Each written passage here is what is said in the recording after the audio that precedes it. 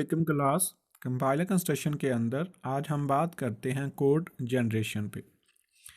Code generation basically final phase है compilation के अंदर, कंपाइलर कंस्ट्रक्शन के अंदर।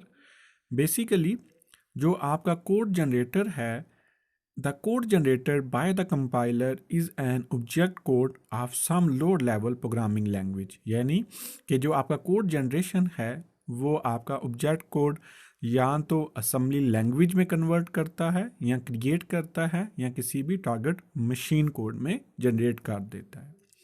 मोस्टली हम जितना भी सोर्स कोड लिखते हैं वो किसी हाई लेवल लैंग्वेज को यूज़ करके लिखेंगे और फिर कंपाइलर के ज़रिए उसको लोअर लेवल लैंग्वेज में हम कन्वर्ट करते हैं, यानी कि लोअर लेवल ऑब्जेक्ट कोड में।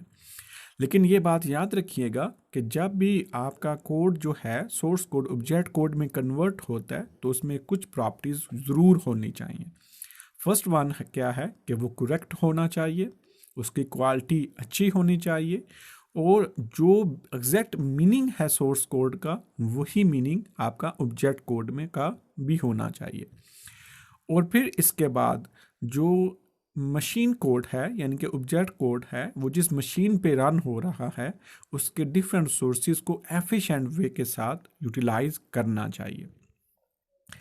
लेकिन जब हम कोड जनरेशन कर रहे होते हैं, कोड जनरेट कर रहे होते हैं, यहाँ कोड जनरेशन का फेज़ इम्प्लीमेंट हो रहा होता है तो हम डिफरेंट किस्म के जो फेजेस हैं या इश्यूज हैं उनको फेस करते हैं, जिसमें इनपुट द कोड जनरेटर है, टारगेट प्रोग्राम है, मेमोरी मैनेजमेंट है, इंस्ट्रक्शन सिलेक्शंस हैं, रजिस्टर एलोकेशन है, चॉइस ऑफ एवेल्यूएशन आर्डर है और अप्रोचेस टू कोड जनरेशन है। अब ये होते क्या हैं इसको अभी हम बारी बारी डिटेल में डिस्कस करते हैं।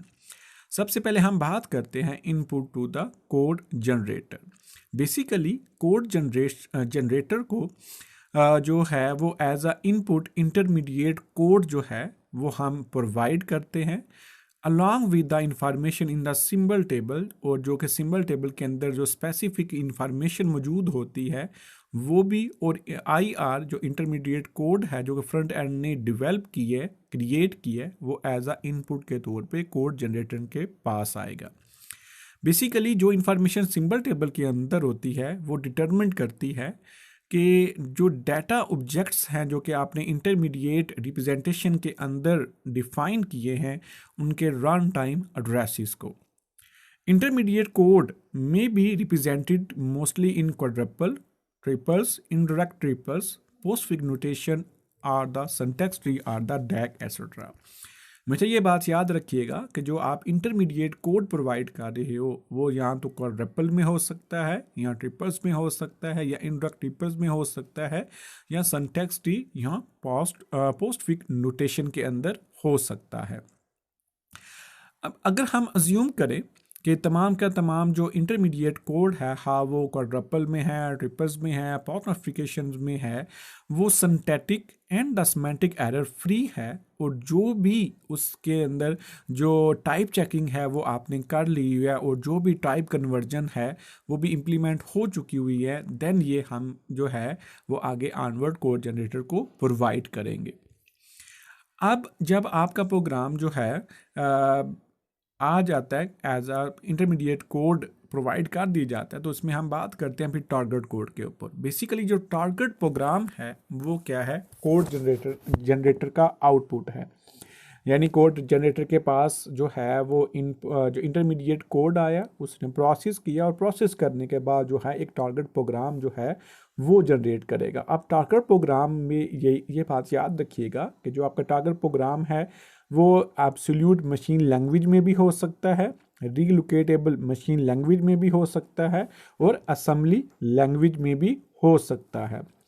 अब एब्सोल्यूट मशीन लैंग्वेज क्या है, बेसिकली ये एक ऐसी आउटपुट है जिसमें जो है आप पूरे की पूरी आउटपुट एक फिक्स मेमोरी लोकेशन में सेव कर देते हो। इसका फ़ायदा क्या है कि ये वाला जो कोड है वो बहुत ज़्यादा तेज़ी के साथ एग्जीक्यूट होता है और ये बेस्ट है स्मॉल प्रोग्राम के लिए। तो अगर आपका प्रोग्राम छोटा है तो आप क्या करो कि आपने टारगेट मशीन की जो है मेमोरी फिक्स कर लें और उसके अंदर जो है आउटपुट जनरेट कर लें, तो उसको हम क्या बोलेंगे कि ये क्या है, एब्सोल्यूट मशीन लैंग्वेज है। लेकिन जब हम रीलोकेटेबल मशीन लैंग्वेज की बात करते हैं तो उसमें क्या होता है कि आपकी मेमोरी जो है वो फिक्स नहीं होती। जब भी जहाँ भी जो है आपके सब रूटीन को जहाँ भी लिंक करना हो, जहाँ भी उसको यूटिलाइज करना हो, तो हम क्या करते हैं को उनको स्टैटिकली मेमोरी एड्रेसेस असाइन करते जाते हैं। इसलिए हम इसको बोलते हैं, ये क्या है, रीलोकेटेबल मशीन कोड है।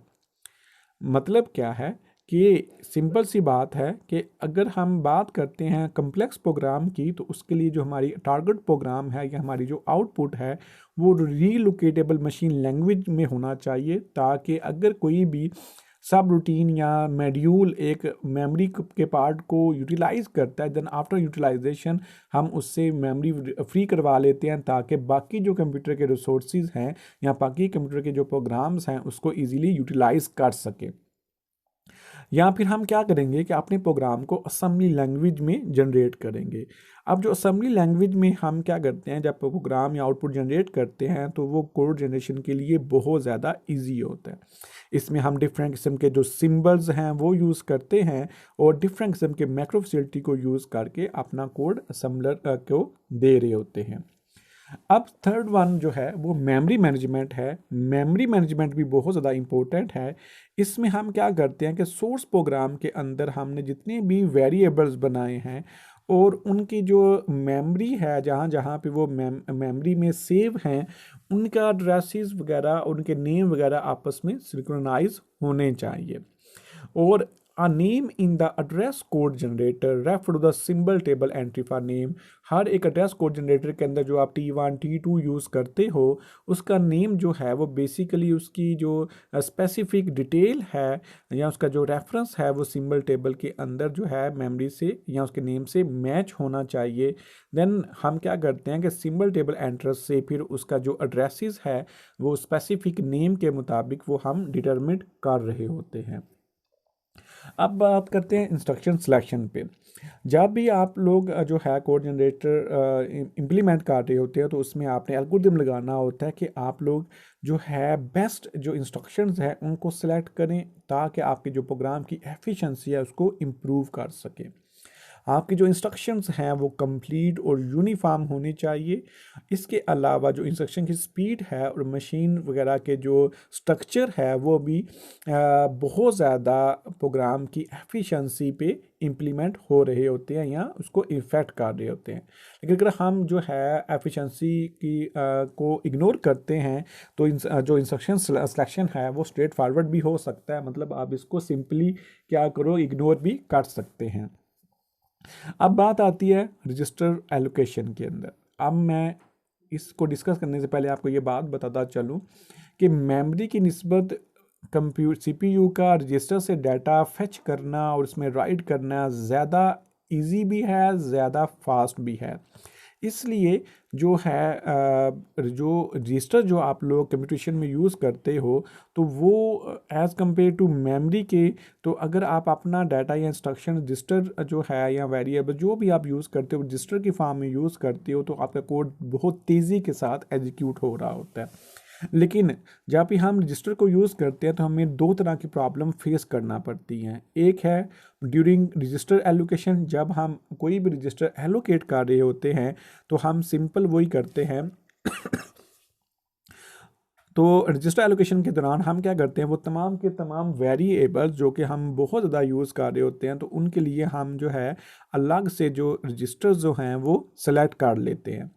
लेकिन इनके अलावा जो रजिस्टर हमने सेलेक्ट किए हैं फिर भी हमारे प्रोग्राम के अंदर डिफरेंट वेरिएबल्स को इम्प्लीमेंट करने के लिए या इनिशियलाइज करने के लिए जो रजिस्टर्स हमें मिल रह जाते हैं तो हम क्या करते हैं, फिर उन्हीं स्पेसिफिक रजिस्टर को पिक करते हैं और उनमें वेरिएबल्स वगैरह को इजीली असेस कर सकते हैं। यानी कि एक तो काम ये है कि आपके वो तमाम के तमाम वेरिएबल्स जो कि आप लोगों ने सेलेक्ट किए हैं या उनका सेट बनाया है तो उनके लिए आप अलग से जो रजिस्टर हैं वो स्पेसिफाई कर लें, उनको आप अलग से यूटिलाइज करना शुरू कर दें। लेकिन अगर during the running the program भी फिर भी आपको जो रजिस्टर की ज़रूरत पड़ जाए तो जो रजिस्टर आपने सेलेक्ट नहीं किए आप उनमें से जो है वो रजिस्टर्स सेलेक्ट करें और अपने वेरिएबल्स को यूटिलाइज कर सकते हैं।